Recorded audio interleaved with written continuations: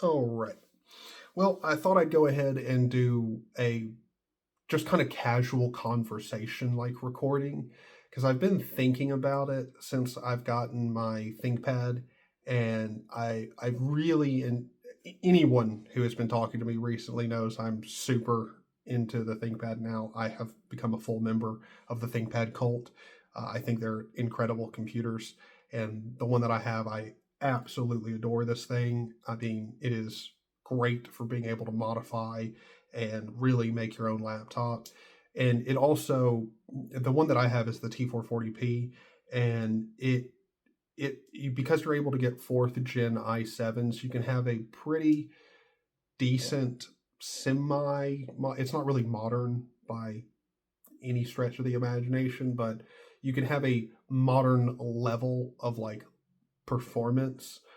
They even though they're way less efficient than a lot of the more recent hardware, like you'll find in laptops, it does perform pretty well. It's nowhere. You're putting out like double or triple the wattage for the same close to level performance.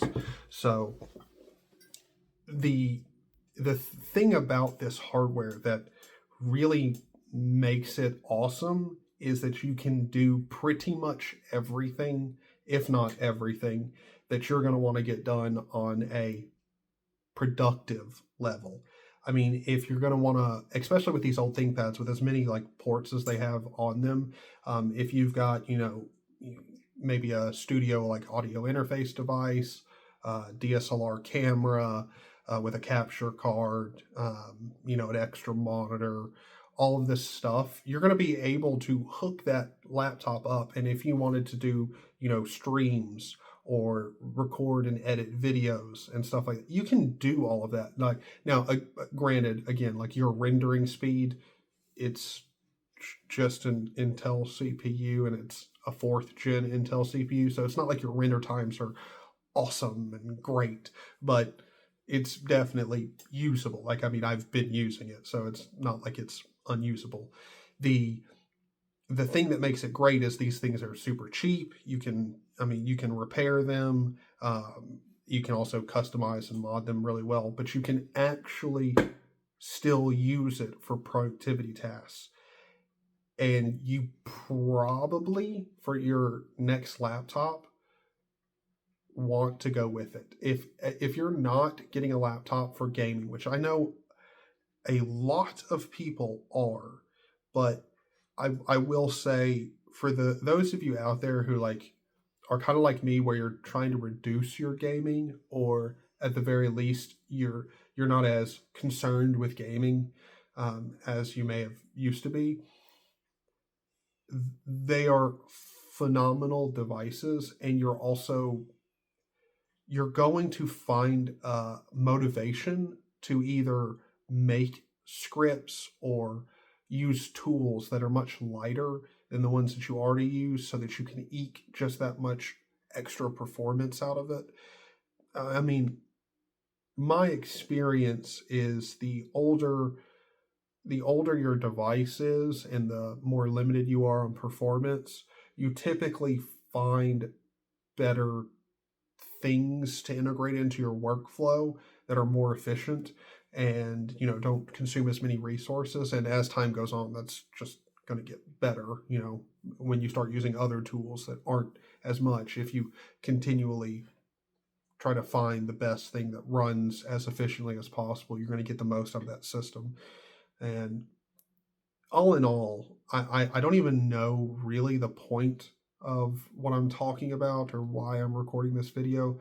I just knew I wanted to talk about older hardware, and the performance that it has is surprisingly still capable. Uh, I I think a lot of people have the idea that they can't go with an older computer because they need stuff they don't really need. Like you need, I mean, I'm going to use this as an example just because it's an easy shot, but AI. Like I need an AI chipset in my computer. Like, do you actually use large language models? Do you work with AI on your computer, or do you just use ChatGPT in the browser? If it's ChatGPT in the browser, like you don't need an AI chip. You're actually probably not ever going to use it.